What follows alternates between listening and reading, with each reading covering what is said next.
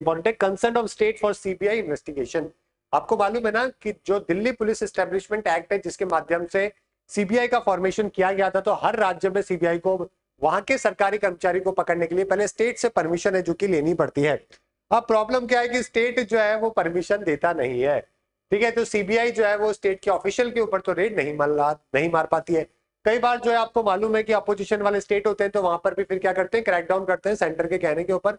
तो काफी सीबीआई तो आपको मालूम ही है, खैर वो तो एक तरीके से पपेट ऑफ द गवर्नमेंट के तौर पे काम करती गई है, राइट फ्रॉम द बिगनिंग। आज भी थी, पहले भी थी, हमेशा से ऐसा होता हुआ है, ठीक है। तो अभी क्या है कि जो सेंटर गवर्नमेंट के अंदर जो राज्य होते हैं ना, वो तो परमिशन देते हैं कि आप तो आगे कर लो, लेकिन अगर सेंटर में सरकार अलग है, स्टेट में अलग है, तो वो परमिशन नहीं देते। जैसे वेस्ट बंगाल ने विड्रॉ कर रखी है, राजस्थान ने, सॉरी क्या नाम है, कर्नाटका ने कर रखी है, हिमाचल ने कर रखी है, पंजाब ने कर रखी है ना, इन सारे राज्यों ने कर रखी है, तेलंगाना कर रखी है। लेकिन अभी एक बड़े इंटरेस्टिंग बात है कि मध्य प्रदेश ने भी कर दिया है।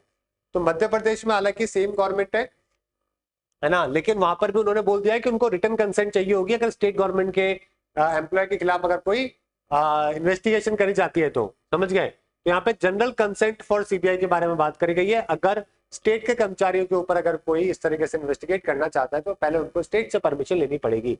तो section 17 prevention of the corruption and 1988 के हिसाब से एजेंसी को परमिशन लेनी पड़ती है अगर इंक्वायरी करनी है गवर्नमेंट ऑफिशियल्स को लेकर।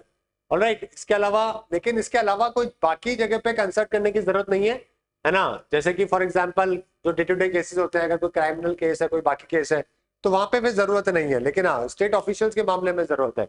कई सारे राज्यों ने जो है वो परमिशन है जो कि विड्रॉ कर रखी है, उनको परमिशन लेकर ही आना पड़ेगा स्टेट में, जैसे कि मेघालय, मिजोरम, वेस्ट बंगाल, केरला, पंजाब, है ना। यहाँ पे जनरल कंसेंट जो है वो सीबीआई इन्वेस्टिगेशन से सबने अपने आप को विड्रॉ कर रखा है।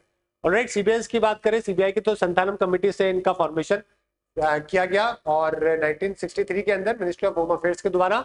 उसके बाद दिल्ली पुलिस एस्टेब्लिशमेंट एक्ट आता है और उसके बाद में सीबीआई का फॉर्मेशन होता है। सीबीआई जो है वो ministry of personnel public grievances and pension के अंडर में काम करती है। ये जो आपका मिनिस्ट्री है ये आता है पीएम के अंडर में, समझ गए। तो इसीलिए माना जाता है कि पीएम के अंडर में ही सीबीआई को इनडायरेक्टली माना जाता है। ऑलराइट, चलिए आगे बात करते हैं। करंट सिस्टम में लोकपाल एक्ट 2014 के तहत एक कमेटी बनाई जाती है जिसमें प्राइम मिनिस्टर होते हैं, लीडर ऑफ अपोजिशन होते हैं और चीफ जस्टिस ऑफ इंडिया या फिर जज ऑफ द सुप्रीम कोर्ट, दोनों में से एक हो सकता है। ये रिकमेंड करते हैं कि सीबीआई के डायरेक्टर कौन बनेंगे। टेन्योर जो होता है वो 2 साल का होता है, लेकिन एक एक साल 3 बार जो है वो बढ़ाया जा सकता है, यानी कुल मिला के 5 साल तक किया जा सकता है, लेकिन 2 साल